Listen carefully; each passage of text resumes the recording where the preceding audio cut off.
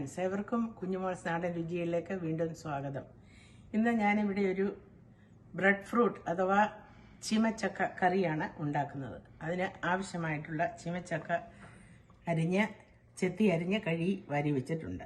മറ്റ് ചേരുവകൾ: ഉള്ളി ചെറുതായിട്ട് അരിഞ്ഞത്, പച്ചമുളക്, ഇഞ്ചി വെളുത്തുള്ളി ചതച്ചത്, കറിവേപ്പില, മല്ലിപ്പൊടി, മുളക് പൊടി, മസാലപ്പൊടി പൊടിച്ചത്, മഞ്ഞൾപ്പൊടി, കായപ്പൊടി, ആവശ്യത്തിനുള്ള ഉപ്പ്, 2-ാം തേങ്ങാപ്പാൽ, ഇത് 1-ാം തേങ്ങാപ്പാൽ.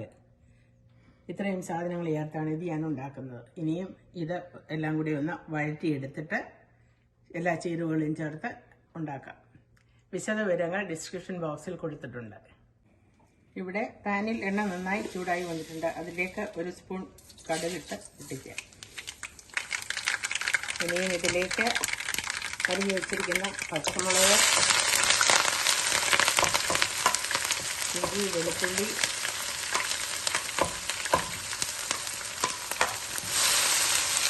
ഉള്ളി അരിഞ്ഞത് ഇതെല്ലാം കൂടി ഇട്ട് നന്നായി വഴറ്റിയെടുക്കണം.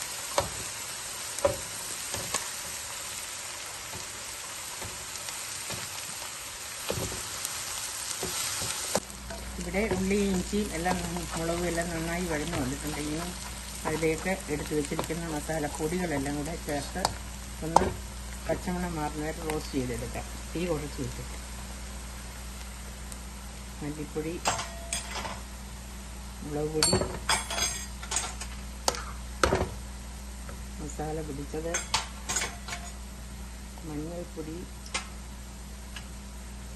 കായപ്പൊടി ഒന്ന് ചെറുതായിട്ട് റോസ്റ്റ് ചെയ്തെടുക്കാം.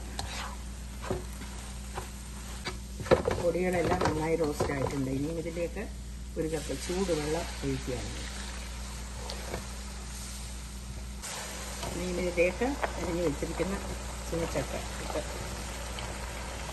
ഒന്ന് ഇളക്കി ആവശ്യത്തിനുള്ള ഉപ്പും 2-ാമത്തെ തേങ്ങാപ്പാലും കൂടെ ചേർത്ത് ഒന്ന് വേവിച്ചെടുക്കാം.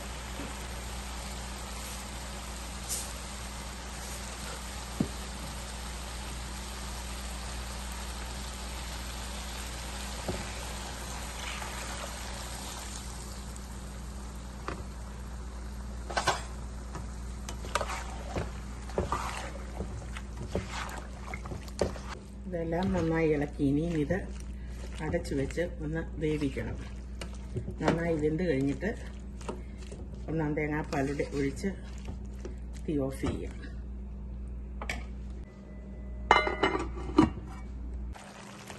ഇവിടെ ചക്ക നന്നായി വെന്ത് വന്നിട്ടുണ്ട്. ഇനിയും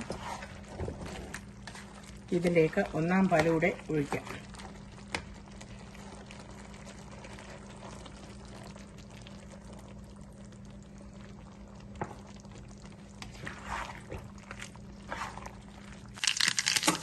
ഇനി ഇതിനകത്ത് ഉലർത്തി ചേർക്കാനായിട്ട് ചൂടായ എണ്ണയിലേക്ക് കടുകിട്ട് പൊട്ടി അതിനകത്തോട്ട് ഉള്ളി അരിഞ്ഞിട്ട് അതുകൂടി ഒന്ന് നോക്കിയിട്ട് ഇതിനകത്തോട്ട് ചേർക്കാം.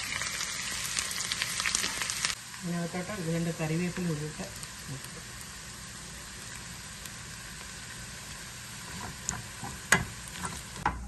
ഇനി ഇതിലേക്ക് കടുക് പൊട്ടിച്ചുകൂടി ചേർത്ത് ഇളക്കിയത് അടച്ചു വയ്ക്കാം. ഇവിടെ കറി റെഡിയായി. തീ ഓഫ് ചെയ്തു. ഇനി ഇത് ഒന്ന് അല്പനേരം അടച്ചു വയ്ക്കാം. ഇവിടെ വളരെ സ്വാദിഷ്ടമായ ചീമച്ചക്ക കറി റെഡി ആയിട്ടുണ്ട്. എല്ലാവർക്കും വളരെ ഇഷ്ടപ്പെടുന്ന ഒരു കറിയാണ്. എല്ലാവരും ഒന്ന് വീട്ടിൽ ഉണ്ടാക്കി നോക്കുക. ഇഷ്ടമായാൽ please like, share and subscribe to my channel. വീണ്ടും പുതിയൊരു വീഡിയോയുമായി വരുന്നതുവരെ ഏവർക്കും നന്ദി, നമസ്കാരം.